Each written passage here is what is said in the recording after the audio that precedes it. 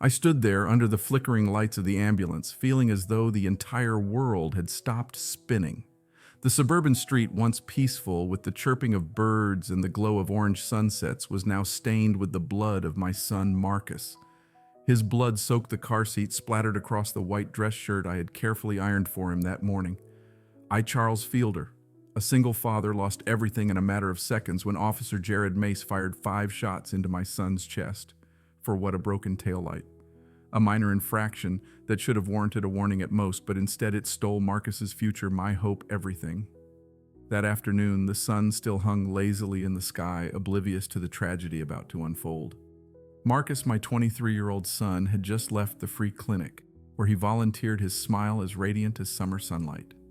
He drove our beat-up old Honda, its door creaking, missing a hubcap, but to Marcus it was the chariot of his dreams. He texted me, "On my way home, Dad." I smiled, reading those words, picturing him walking through the door, sharing stories about the patients he'd helped, stories that warmed my heart. But minutes later, my phone buzzed again. It wasn't Marcus. It was a cold voice from the hospital. "Mr. Fielder, we're sorry, but your son didn't make it." I raced to the hospital, my legs trembling, my heart pounding as if it would tear through my chest. But when I arrived, all that remained was a cold body draped in a white sheet. My Marcus, the boy who dreamed of becoming a doctor, who made our neighborhood proud, lay there motionless. His eyes were closed, his smile gone, and the white coat he was destined to wear at Johns Hopkins was now just a distant dream.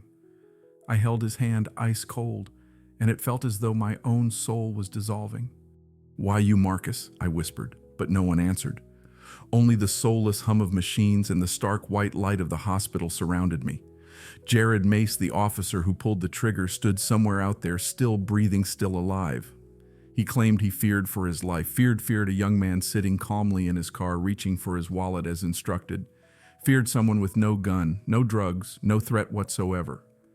I wanted to scream, to punch the hospital's concrete walls, but I just stood there frozen. The system I had once trusted, the system I taught Marcus to respect, had betrayed us. The dash cam malfunctioned, the body camera glitched. The prosecutor glanced at the file and shook his head as if my son's life was just a number in a report. No charges, no trial, just Jared Mace given paid leave, returning home to his family while I clutched an unspeakable pain. That night I sat in the living room, the dim light casting shadows on Marcus's framed photos, the boy who read books before his peers, the teenager who organized winter coat drives, the medical student with eyes full of hope. The house, once filled with laughter and the smell of cornbread baking on Sundays, was now suffocated by silence. I looked at Marcus's blood-stained shirt still in the hospital's plastic bag and felt as though a knife was twisting in my heart.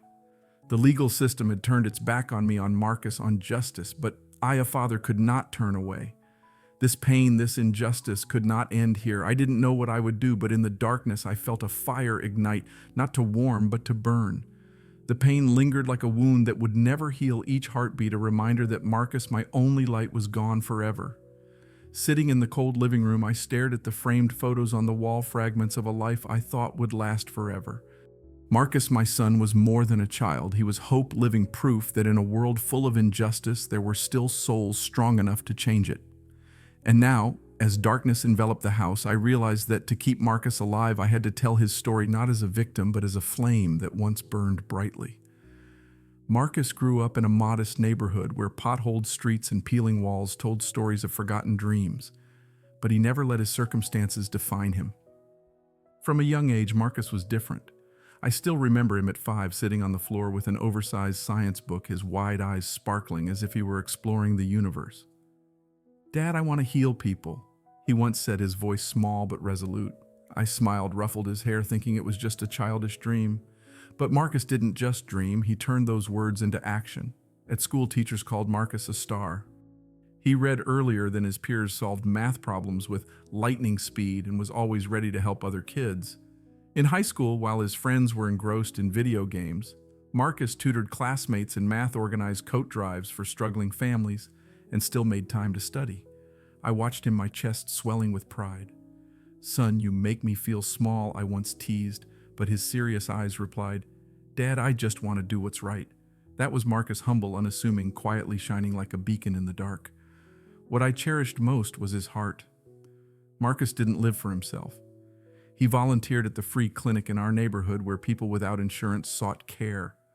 I once stood outside the clinic peering through the glass, watching Marcus bandage an elderly woman's arm, his smile easing her pain. "Dad, this is where I belong," he told me after a long day, sweat still beading on his forehead. And when he was accepted to Johns Hopkins, the prestigious medical school anyone would dream of, I wasn't surprised. Neither was the neighborhood. They threw a party, hung banners, as if Marcus was a victory for us all. But Marcus, true to himself, just smiled shyly and said, "I haven't done anything yet. This is just the first step." Our home was the center of Marcus's world. Every Sunday evening, I stood in the kitchen baking cornbread from my mother's recipe while Marcus sat at the table talking about his projects or debating a TV show we both loved. Our chess matches were a ritual I'd pretend to lose just to see his triumphant grin, though in truth he'd outgrown me long ago. I still keep the dress shirt he wore at his high school graduation ironed and hung in the closet because Marcus always teased that I was the ironing champion. His medical textbooks filled the bookshelf next to photos of him at science fairs, youth programs, and his valedictorian speech. Every corner of the house bore his mark, our love, a love unspoken but profound one I thought would last forever. But now the house is silent like a tomb. I walk the hallway touching the framed photos, feeling as though I'm reaching for a stolen past. Marcus wasn't just my son. He was a symbol of the best this country could offer: hard work, compassion, the belief that if you tried, you could overcome any barrier. He believed in the American dream, and so did I, because I saw it come alive in his every step. But then, an officer, a system, and 5 bullets shattered it all. They didn't just kill Marcus, they killed my faith in justice in the so-called land of opportunity. I sit in his room holding his Johns Hopkins acceptance letter, its words now a painful reminder of what should have been his. I think of the patience. He would have saved the smiles he would have brought, the times he would have made me proud. But above all, I think of our love, the way he called me Dad with pride, the way we built a life from simple, meaningful things. The system may have taken Marcus's life, but it cannot take his memory, his legacy, or the fire he left in me. I look at the white coat hanging in the closet, still pristine, still waiting for a future that will never come. And I vow I will not let Marcus's story end in silence. Not like this. Marcus's room with the white coat hanging silently in the closet now feels like a shrine to shattered dreams. I sit there clutching the Johns Hopkins acceptance letter, its words blurring under my tear-streaked eyes. But then a church bell rings, pulling me from the haze of grief. Marcus's funeral. The day I, Charles Fielder, must face the reality that my son was not only robbed of his life, but also of justice. I stand straightening the black suit I wore to my mother's funeral, feeling as though I'm donning armor not to protect, but to conceal the pain tearing me apart. The church is packed, the air heavy, as if God himself is holding his breath. Metal folding chairs are added to accommodate the crowd, from students in hoodies to elderly folks in worn suits. They all share the same look, grief mixed with rage, as if the entire community is bearing this wound with me. I sit in the front row, rigid sweat soaking my shirt, but my heart is ice cold. Before me is the coffin, gleaming, cruelly beautiful, mocking the future Marcus deserved. Beside it is his photo, his radiant smile in a white coat, a stethoscope around his neck, the image of a future doctor, now just a memory. A violin played by one of Marcus's classmates trembles as if the music itself is weeping. Somewhere a child sobs. A mother stifles a sigh into her sleeve, but I make no sound. I sit a stone, my hands clenched until my knuckles bleach. I cannot cry, cannot speak. Every breath reminds me that Marcus is gone, and the man who took him, Jared Mace, is still free somewhere out there under the same sky I'm cursing. When the pastor invites people to share, a long line forms quickly. Students, teachers, volunteers from the clinic all step to the podium, their voices quivering as they speak of Marcus. A young girl talks about how he helped her pass her chemistry exam. A doctor from the clinic recalls the time Marcus stayed late to comfort a frightened patient. They don't mention his death, but I see it in every blink, every pause. They're speaking of an angel stolen, and I, the father, can only sit feeling as though my heart is being strangled. The funeral ends and the crowd slowly disperses, many pausing to place a hand on my shoulder. I nod mechanically, my eyes vacant. At the cemetery, the sunlight is blinding an insult. Marcus's coffin is lowered slowly, as if the earth itself resists taking him. I stand watching the dirt fall, each grain a dagger in my soul. Then from somewhere a uniformed figure appears, holding a bouquet of white lilies, a card tucked among the petals. Jared Mace's name scrawled hastily, no apology. I stare at the card, then the flowers, feeling as though they're mocking me, mocking the blood of my son, still staining the roadside. Without thinking, I snatch the card, tearing it into tiny pieces. The crowd falls silent, the only sound the ripping paper like a declaration of war. I pull a lighter from my pocket, the flame flaring, burning Mace's signature to ash. I let the charred fragments fall beside Marcus's fresh grave, the ashes mingling with the soil as if sending a message to hell. I turn, walking away, not looking back. There are no words left, not for Mace, not for the crowd, not even for God.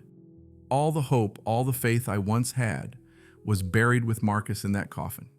The next day, the prosecutor stands before the courthouse under a drizzling rain, declaring that Jared Mace acted within department guidelines. No charges, no trial, no accountability. I sit in the back row, my coat soaked, but I don't feel the cold. Their words buzz like flies, meaningless. Reporters scribble, cameras flash, but no one looks my way. No one says my name. I stand, walk out my shoes, caked in mud, feeling as though I'm dissolving into the rain. Back home, the door closes behind me like a coffin lid. I pass the pile of dishes in the sink, the uncollected trash, the silent TV. The phone rings incessantly, friends, neighbors, the pastor, but I don't answer. I don't want condolences. They can't bring Marcus back. That night, I step into Marcus's room, sit on the edge of his bed, and stare at the anatomy posters on the wall, the framed science certificates.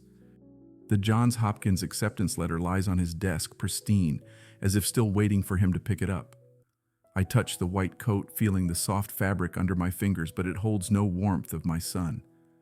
I don't cry. I don't pray. But in my chest, something shifts. The pain doesn't fade, it sharpens, grows colder. I look into the darkness, and for the first time, I feel a new fire ignite. Not hope, not forgiveness, but a vow. The system abandoned Marcus, abandoned me, but I will not abandon my son. Never. If justice won't come, I will bring it, not with words, but with action. I don't know where it will lead, but one thing is certain: Jared Mace will pay, and the world will know a father never forgets. That night in Marcus's room, moonlight slipped through the blinds, illuminating the white coat hanging in the closet, a reminder that my son's dream was stolen. I, Charles Fielder, sat on the edge of his bed, touching the Johns Hopkins acceptance letter, feeling as though I held a shard of the future. But the fire in my chest was no longer pain, it was a vow, sharp and cold as a blade. The system turned its back on Marcus, on me, on justice. If the law won't punish Jared Mace, I will. Not with meaningless screams, but with precision, with a plan, with the hands of a father who has nothing left to lose. I began in the bathroom mirror, a place I'd avoided since Marcus's death. The face staring back was a stranger, unkempt hair, silver-streaked stubble eyes sunken from sleepless nights.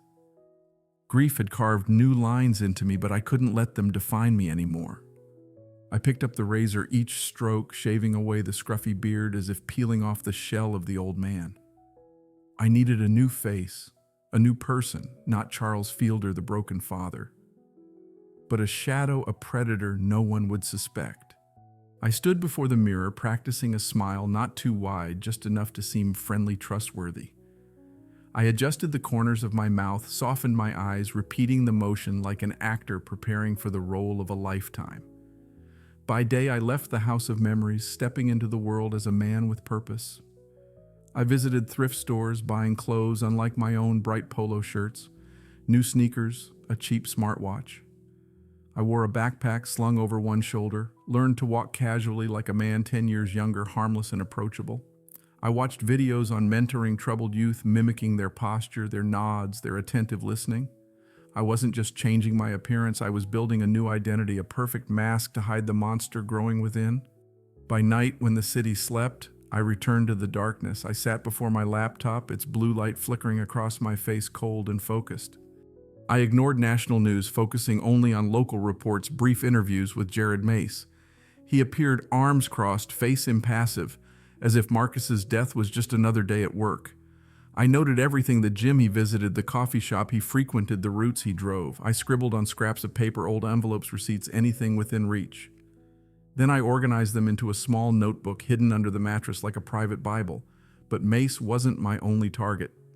I wanted him to feel the pain I endured not just through him, but through what he loved most. I researched his family: Caleb, his 16-year-old son; Alyssa, his 17-year-old daughter; and Heather, his wife. I scoured social media public post photos from community events. I printed them on cheap paper, annotating details, habits, schedules, locations. Each piece of information was a brick in the wall I was building. One page in my notebook stood out. At the top, in bold capitals, I wrote what they took from me. Below it, a list: future peace, purpose, my son. The facing page read, what I will take from them: legacy, love, safety, everything. Every night I read that list, my fingers tracing each word as if they were my final prayer. I cut contact with friends, let bills pile up, ignored emails from neighbors. My life was no longer about survival, it was a mission. I cleaned the house not because I cared, but to erase any trace that might raise suspicion. I handled Marcus's belongings with reverence, each item a relic: his favorite medical book, his old basketball shoes, a photo of him smiling in the park. I didn't cry when I touched them. I couldn't cry anymore. The pain had transformed into something sharper, colder, a clear purpose. I began moving through the city, not as Charles Fielder, but as a shadow named Ray. Just Ray, no last name, a friendly, forgettable name.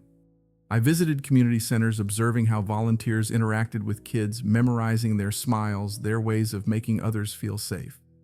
I learned to blend in, to become someone no one would suspect. Then I found my opportunity: a youth program in a county 2 towns away, far enough that no one would recognize me, but close enough to keep my eyes on the Mace family. I walked into the youth center wearing an ironed polo shirt, the practice smile fixed on my face. I'm Ray Dawson, I said, my voice steady, confident. Former small business owner looking to give back to the community. I handed over forged documents, a carefully crafted resume, and their overworked system didn't bother to dig deeper. They welcomed me with open arms. They needed volunteers, especially men, especially those who seemed to care. I attended orientations, filled out forms, and for the first few weeks I just watched. I played basketball with the kids, handed out snacks, asked about their days. I never pushed, never overstepped, just enough to be remembered, never enough to be suspected. Then I saw Caleb, Mace, Jared's son. I recognized him during a group session when the name Mace appeared on a clipboard. Not a common name in this town. I looked closer and saw Jared's eyes in him, cold, wary, never fully at ease. I didn't rush. I complimented his jump shot, asked about his music tastes, shared real stories of my childhood growing up without a mom, just a dad. I let silence do the work, let him feel heard. Week after week I built trust, small steps like a sculptor patiently shaping stone. One day Caleb stood by the vending machine, his voice soft, almost a whisper. I wish my dad was more like you. I didn't flinch. I nodded, patted his shoulder lightly, and stayed quiet, but inside I knew the door was open. Trust was established. I started taking him out on weekends to arcades, movies, even hiking trails. Always with permission, always normal, never suspicious. To the outside world, I was a mentor, a savior to a struggling teen. But to me, this was the first step toward balance. Not justice. Justice died with Marcus. This was something else, something only a father who lost his son could understand. Each night I returned to the silent house, opened the notebook under the mattress, and reviewed my plan. I drew maps, marked schools, homes, offices. I memorized every street, every exit. My fingers moved over the map, slow, deliberate, as if guided by something sacred. Not anger, not vengeance, but clarity. I looked at Marcus's photo on the desk, his smile a reminder, do this, Dad. And I whispered in the darkness, we will, son, we will. Marcus's photo on the desk watched me, his smile an unrelenting reminder, do this, Dad. I, Charles Fielder, or rather Ray, the invisible man I'd created, whispered back in the darkness, we will, son. The notebook under the mattress was thicker now, its pages crammed with details about the Mace family, their roots, their stops, the moments they didn't know they were watched. But Caleb Jared Mace's 16-year-old son was the first step. I'd earned his trust, each smile, each story, each pat on the shoulder leading to this moment. Now was the time to act. I chose a Saturday, the air cool crisp, as if nature was trying to soothe the storm about to break. I called Caleb, my voice light, friendly as always. Hey, want to go on a special trip, just you and me, some father-son time? He didn't hesitate. Sure, Uncle Ray, his voice bright as if I were the first person to truly care. I smiled through the phone, but my heart was ice. I felt no joy. I felt nothing, just clarity, like a blade honed sharp. Caleb stepped out of his house earbuds and backpack slung over one shoulder, no suspicion. He climbed into the passenger seat of the borrowed car, a nondescript old sedan, nothing traceable, nothing memorable. We left town passing main roads, then turning onto smaller paths where trees began to block the light. Caleb talked about music school, his vague dreams.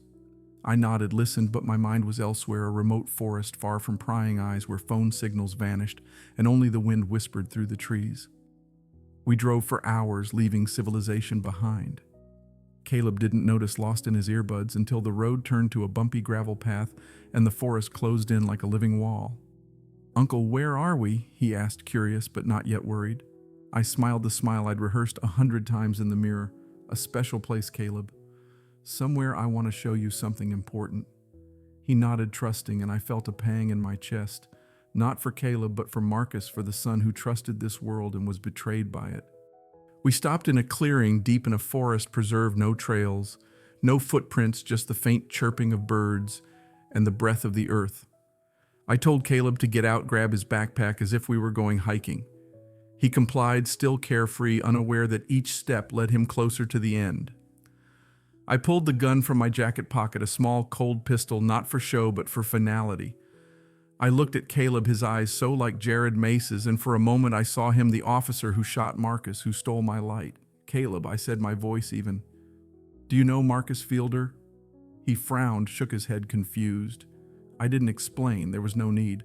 I raised the gun, and before he could react, I pulled the trigger. A single shot rang out, sharp, slicing through the forest silence.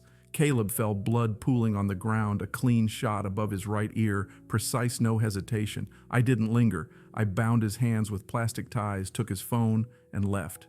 The birds went silent. The trees stood still. Only my footsteps on the gravel echoed as I returned to the car, leaving Caleb in eternal silence. 3 days later, a hunter found his body in the clearing, no signs of struggle, no footprints, just an eerie stillness. The community was stunned. News spread like wildfire, consuming the town's peace. Police sealed off the area, K9 units searched, drones buzzed overhead, but they found nothing. No fingerprints, no DNA, no witnesses. Just Caleb's body, his hoodie still zipped, shoes clean, and a single bullet hole neat like a statement. Jared Mace got the news at the police station. I imagined him collapsing, screaming, punching the wall until his hands bled. He who took Marcus without blinking now knew loss. He was stripped of his gun not for discipline, but because they feared he'd harm himself. The department called in reinforcements, launched a covert investigation suspecting retribution. They were right, but they didn't know who I was. No one did. I left a small gift in Caleb's backpack, a cheap burner phone, no SIM card, just one voicemail. I recorded it the night before, my voice low, clear, emotionless. That was for Marcus. One has fallen. When the police found and played it, I knew they'd panic. That message wasn't just a declaration, it was a promise. I wanted them afraid, wanted Jared Mace to live in the nightmare I'd endured. I wanted him to look in the mirror and see my face, even if he didn't know who it was. Back home, I sat at the kitchen table, a bowl of cereal before me, using Marcus's favorite spoon, its edge chipped from our shared breakfasts. The TV droned the anchor's voice flat, talking about a tragic loss, about Caleb, about rising crime. I didn't blink when Caleb's school photo flashed on the screen, his student smile frozen. I just watched Jared Mace in a brief interview clip, eyes red, stubble patchy, his face shattered like glass. It wasn't victory. It wasn't joy. It was balance, the first step in my plan. I washed the spoon, placed it carefully on the dish rack beside Marcus's old mug. Then I picked up the newspaper on the table, underlining one line in the article about the murder, no suspects identified. I folded the paper, tucked it into the box under my bed where I kept the pieces of this mission. I didn't sleep that night. I didn't need to. I had work to do, and Marcus somewhere was watching, waiting for me to fulfill my promise. The box under the bed grew heavier, holding not just scraps of paper and underlined newspapers, but the weight of the vow I'd made to Marcus. I, Charles Fielder, was no longer the father who stood helplessly by his son's grave. I was a shadow, a cold wind blowing through Jared Mace's life, carrying the pain he'd inflicted Caleb had fallen, and the echo of that gunshot in the forest still rang within me, not as a triumph, but as a step toward balance. But I wasn't done. Alyssa Mace's 17-year-old daughter was next. Not because she was guilty, but because I needed Mace to feel the loss more deeply as I'd lost Marcus, not just once, but every day, every breath. I returned to the notebook, opening it under the dim kitchen light where Marcus's chipped spoon lay on the dish rack, a sacred totem. The pages about Alyssa were dense with details, her schedule, her social media posts, the places she frequented. She was the dance team captain, always posting selfies with a radiant smile, hashtags about prom and youthful dreams. Each post was a clue, a piece of the puzzle I was assembling. I memorized every detail: her school dismissal time, her favorite diner, the route she drove home. I didn't rush. My patience was forged in the days by Marcus's grave, in the endless nights in courtrooms where justice was strangled by excuses. I began tracking Alyssa from a distance, parked in the borrowed sedan with tinted windows a few blocks from her school. I saw her walk out the gate, hair tied high, her sparkly purse glinting, laughing with friends. Sometimes I followed her bus, keeping far enough to avoid notice. Sometimes I parked near the fast food joint where she and her friends hung out, watching through the window. I felt no guilt. I felt nothing, just a cold focus, like a surgeon preparing for an operation. Alyssa wasn't a person to me. She was a piece of Mace, a piece of the pain I had to return. The opportunity came when I learned about Ridgewater High's senior prom, a grand event at the Grand Terrace Hotel downtown. Alyssa posted about it for weeks: the red dress she picked, the nail salon she visited, the plans for the after party. I planned with an engineer's precision. I studied the hotel, sketched the parking lot layout, memorized traffic patterns, the blind spots without cameras. I bought a fake valet uniform, black pants, a vest, white gloves, the kind that makes people hand over keys without thinking. I practiced moving like a valet, head bowed, just enough smile, just enough eyes, never lingering too long. On prom night, I arrived early, blending with the real staff, moving among luxury cars and limousines. The air buzzed with laughter music spilling from the ballroom chandeliers, glinting through the glass. Parents snapped photos of their kids' teens in dazzling gowns and tuxedos, as if the world were still carefree, still safe. I kept my head down, hands busy with keys, but my eyes stayed on the entrance. Then Alyssa appeared, stepping from a silver coupe, her red dress blazing like fire, her curled hair cascading, clutching a sparkly clutch. Her boyfriend beside her, his tuxedo slightly askew, grinned awkwardly. I noted the car's license plate, its parking spot, and slipped back into the shadows. I didn't go inside. I stood outside, catching glimpses through the glass each time the doors opened, seeing Alyssa dance under the lights, laughing with friends, as carefree as Marcus once was. Around 11:30, the crowd began to thin. Some couples stumbled out, giggling. Alyssa and her boyfriend returned to the silver coupe, driving off through winding roads up the hill where kids often stopped for photos or privacy. I followed, headlights dim, keeping far enough not to be seen. They parked at a scenic overlook, a clearing by a cliff, the city's lights twinkling below. I parked a distance away, waited 10 minutes, then walked through the trees, my shoes silent on the soft earth. The night enveloped me, only faint moonlight and the hum of insects breaking the silence. I approached the coupe, seeing Alyssa and her boyfriend inside, talking, laughing. I didn't hesitate.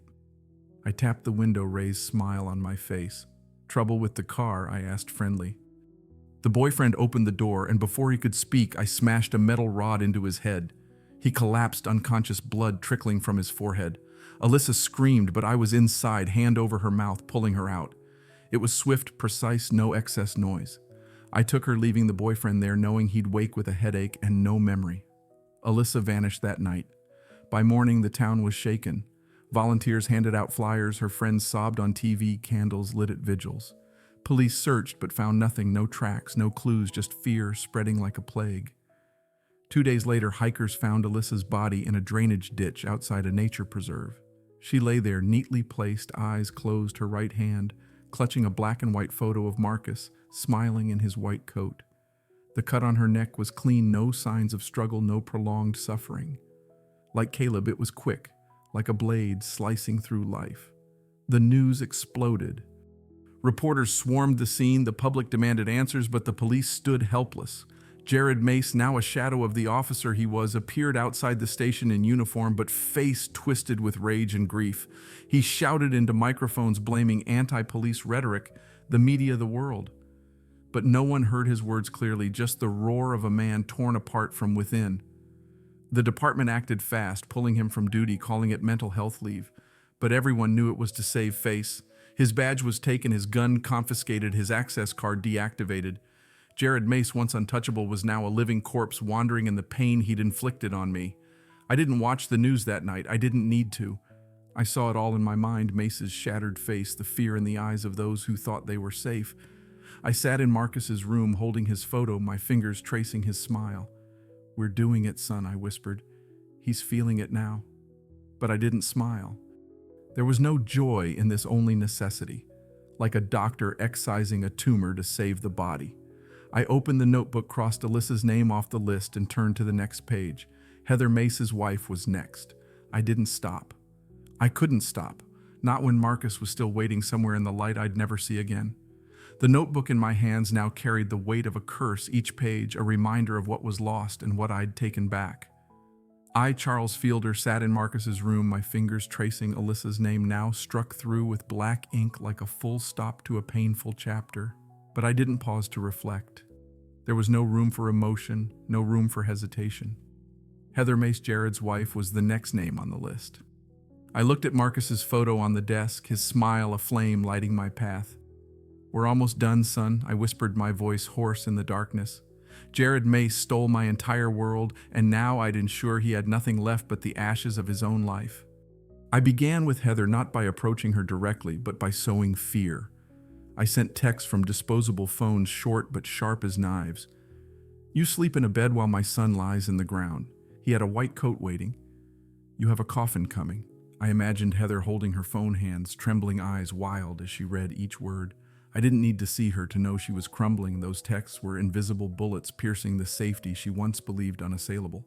The police told her to change her number, install new locks, keep a weapon close, but I knew nothing could dispel the fear choking her heart. I watched the Mace house from afar, parked in a corner a few blocks away, hidden behind tinted glass and darkness. I saw Jared now, just a shadow of the arrogant officer. He wandered the house curtains, always drawn a whiskey bottle in hand even before noon. He shouted at Heather, smashed a lamp in a rage, and I saw her shrink back, face pale, eyes brimming but refusing to spill. I felt no pity. I saw only balance, each tear, each scream a piece of the debt Mace owed. I planned Heather's end with an artist's care. I knew she liked red wine, a small detail from old social media posts. I chose an expensive bottle, one she wouldn't suspect, and placed it in a simple gift bag, no card, no note. That morning I disguised myself as a landscaper, a baseball cap shielding my face, walking through the neighborhood like part of the scenery. I left the gift bag on the Mace doorstep, knocked lightly, and vanished before anyone answered. I imagined Heather picking it up, hesitating a moment, then bringing it inside, thinking it was a kind gesture from a neighbor, a rare light in her nightmare. That evening I parked on a hill overlooking the neighborhood, watching from a distance. Light spilled from the Mace kitchen window, and I knew she'd opened the wine. I pictured her pouring a glass, sipping, seeking solace in its bittersweet taste. But I'd laced it with poison, colorless, odorless, but potent enough to end her in minutes. I didn't need to be close to know what happened. I saw the ambulance lights flashing from afar, heard the sirens tear through the night. Heather had collapsed in the kitchen, hands clawing at the table, the wine glass shattered on the floor.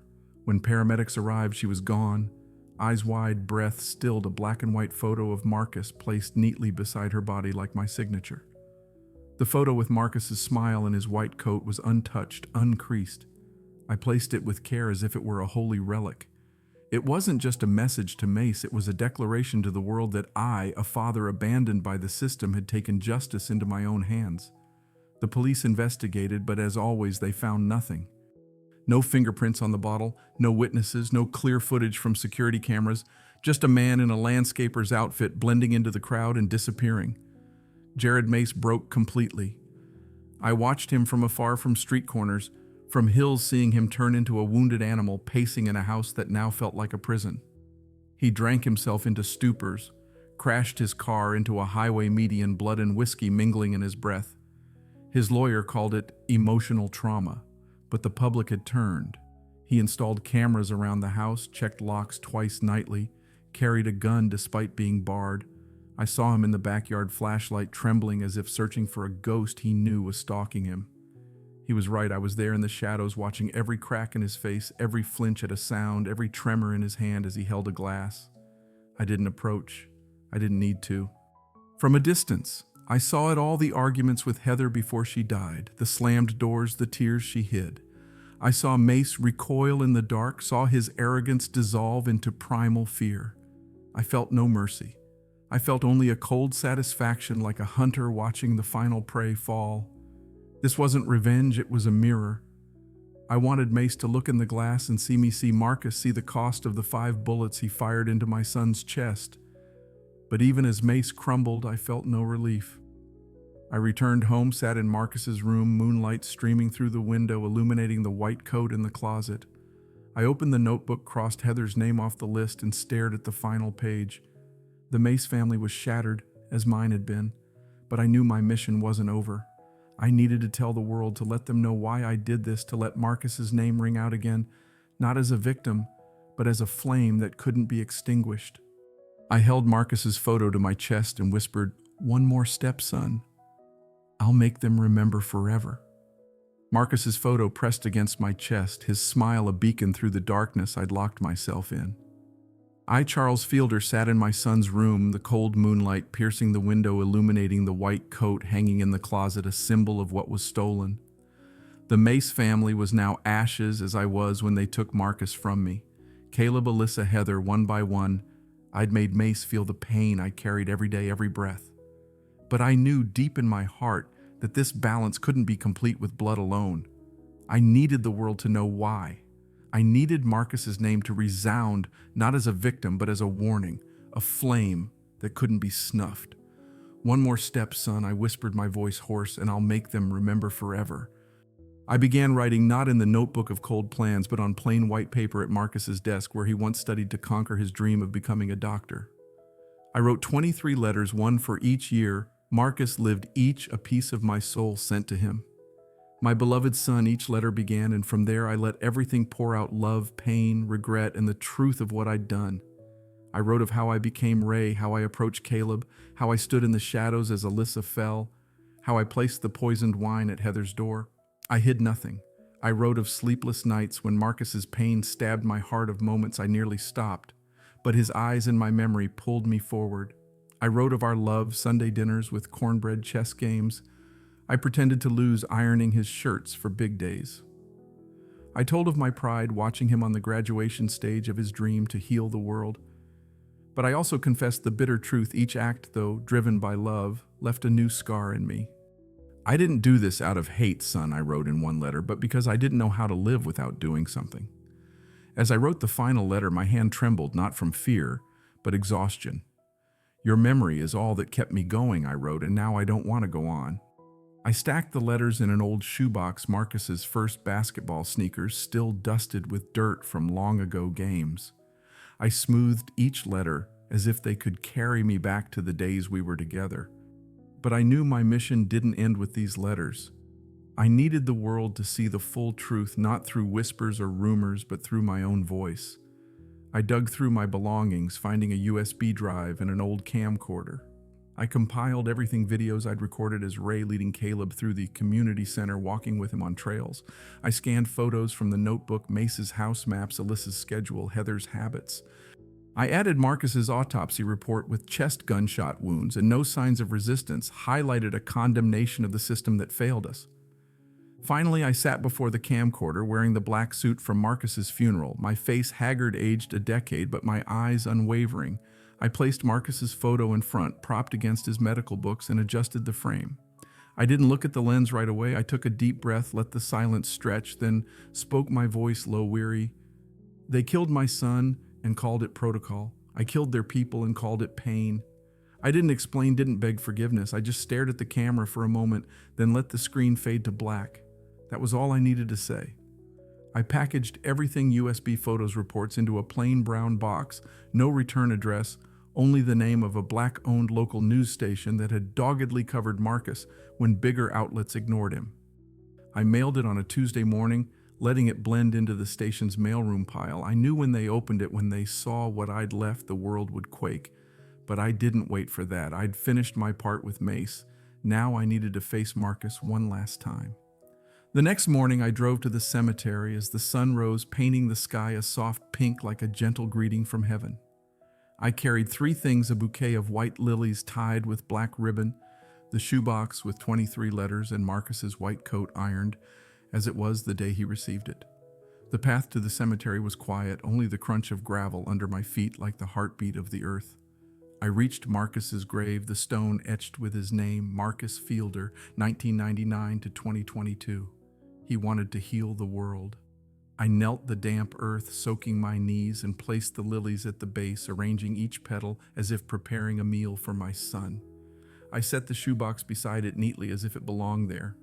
Then I unfolded the white coat, stroking the soft fabric, feeling as though I was touching Marcus's dream again. I draped it over the headstone, adjusting the collar as I'd done before his big events. It was too clean, too perfect a reminder that it belonged in a hospital, not a grave. I sat facing the stone and pulled out the final letter, not in the box, not numbered, just words I'd written last night when I knew my journey had reached its end. I opened the letter, reading slowly, my whisper blending with the wind. I made them feel what I felt, son. I wanted them to taste the fear, the helplessness, the pain that never leaves, and they did. But I couldn't fix what they broke in me. That part is still shattered. I paused, staring at the words, hoping they'd become something softer, but they didn't. I folded the letter, placed it in the box with the others, then leaned forward, pressing my forehead to the cold stone. Tears fell, not loud, just silently soaking my collar. I said nothing more. There were no words left. The earth held my pain as it held Marcus. The sun climbed higher, light flooding the cemetery, but I felt no warmth. I stood, pulling a small photo from my pocket, Marcus at 16, smiling brightly in the park's summer sunlight in his hair. The photo I'd spoken to every night when longing became a burden. I held it to the light, my fingers trembling not from fear, but from letting go. I placed it beside the shoebox, then took the gun from my pocket, an old revolver, simple, wrapped in cloth, kept not for use, but for this moment. I sat again before Marcus's grave, back straight, legs crossed, like meditating. I placed the gun on my lap, checked the cylinder fully loaded. I didn't pray, didn't plead. I just took a deep breath, closed my eyes, and let the silence envelop me. I saw Marcus, not in pain, but in happy days, laughing in the kitchen, reading under lamplight, calling me Dad with pride. I smiled for the first time in years and whispered, barely audible, "I love you, son. I'll see you soon." Then I raised the gun to my temple, hand steady, no hesitation. A shot rang out sharp, tearing the cemetery's silence. Birds scattered, leaves quivered. I felt my body slumping against Marcus's headstone, the gun rolling from my hand, resting on the grass. Marcus's photo fluttered in the breeze, then stilled as if it had found its place. No one witnessed it. No one needed to. This wasn't a cry for help, not a manifesto. It was a homecoming to Marcus, to the light I'd lost. I, Charles Fielder, fell beside my son's grave, blood seeping into the earth, mingling with the pain I carried through my final years. The gunshot's echo lingered in the cemetery's stillness, but I was no longer there to hear it. My body leaned against Marcus's headstone, his white coat draped above, swaying lightly in the breeze, a flag of stolen dreams. Marcus's photo, his radiant smile in the park's sunlight, rested beside the shoebox holding 23 letters, the final words of a father who went too far to reclaim justice. But my story, Marcus's story, didn't end there. It lived on in the streets, in the voices rising, in the scars I left on a nation's conscience. News of my death spread like wildfire. A local reporter, tipped off by the news station that received my package, issued a brief statement. Charles Fielder, father of Marcus Fielder, took his life at his son's grave. Police arrived at the cemetery minutes later, finding the gun, the letterbox, the white coat, and my body all arranged with care like a final painting. But the package I sent to the news station, the USB, the photos, the autopsy report, my confession video shook the city. The newsroom, usually buzzing with phones and keyboards, fell silent as they watched my video. They killed my son and called it protocol. My voice rang out cold, weary. I killed their people. and called it pain. No one could look away. They saw the truth raw and unyielding. The story erupted across every outlet. Headlines varied from bloody vengeance to a father's pain betrayed by the system. Pundits debated me terrorist or a father pushed to the brink cable. News debates raged, social media exploded with divided opinions. Some called me a monster, a deranged killer. Others saw me as a living warning, a father who did what the system refused, reclaimed justice. But I wasn't there to hear them. I'd done my part, and now I left the world to face what I'd wrought. Jared Mace, once an arrogant officer, was now a walking corpse. After Heather's death, he'd lost his mind. News of me, my confession, was the final blow. He was found wandering a parking lot, barefoot, sobbing, muttering disjointed words. Medics sedated him to take him away, and the department quietly committed him to a psychiatric facility. No trial, no charges, just a door closing and a man once untouchable now caged by his own pain. His badge was retired, his name faded from public records like a ghost dissolving into mist. But beyond the headlines and newsrooms, Marcus's story lived again, stronger than ever. The community rallied not for me, but for my son. Protests erupted, filling downtown intersections with signs bearing Marcus's name, photos from my final video, and slogans like, "This is what happens when justice dies." A mural appeared overnight in the city square, Marcus half in his white coat, half in his graduation cap, surrounded by candlelight. Strangers knelt outside his school, leaving handwritten notes, teddy bears, textbooks. A boy placed a toy stethoscope tied with ribbon inscribed, "For the doctor we lost." Educators, doctors, and local activists founded the Marcus Fielder Healing Futures Fund, a scholarship for Black students pursuing medicine. Donations poured in from across the country, from those who followed the case from the start and others who read a single headline and couldn't turn away.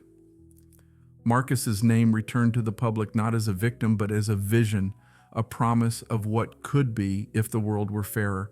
I wasn't there to see it, but I know somewhere Marcus is smiling, his white coat finally finding purpose. My burial was quiet, unpublicized, no politicians, just those who knew me before the darkness consumed me. They stood around my grave beside Marcus's two headstones, nearly touching, one etched with promise, one with pain. No one spoke, only the wind, the earth, and two names carved in stone. But my story, Marcus's story, didn't stop there. It lived on in whispered conversations, in tears hidden behind brave faces in the streets, where people retold the tale of a father who did everything to ensure his son wasn't forgotten. I became a mirror, reflecting what America wanted to believe and what it feared. To some, I was a terrorist, a threat to order. To others, I was a father who stood against a system that never listened. In barbershops, classrooms, and kitchen tables across the country, my name was spoken not with judgment but with empathy. They knew me a man who played by the rules, believed in justice, did everything right, yet still buried his son. To the Black community, I wasn't a monster. I was a reminder of what happens when every path to justice leads to a dead end, when cameras fail, when courts refuse, when apologies replace sentences, when a child's future is buried and the trigger puller gets paid leave. I wasn't celebrated, I wasn't a hero, but I wasn't forgotten. I became a scar on the conscience of a nation too accustomed to moving forward without looking back. I forced them to look to face the cost of injustice. In every overlooked case, every buried name, my shadow lingers, reminding that when justice is treated as a privilege, not a right, the consequences don't come with a warning, they come with purpose. This story lays bare a bitter truth: when power oversteps and justice is denied a father, a human can become a flame that burns the system down. My journey.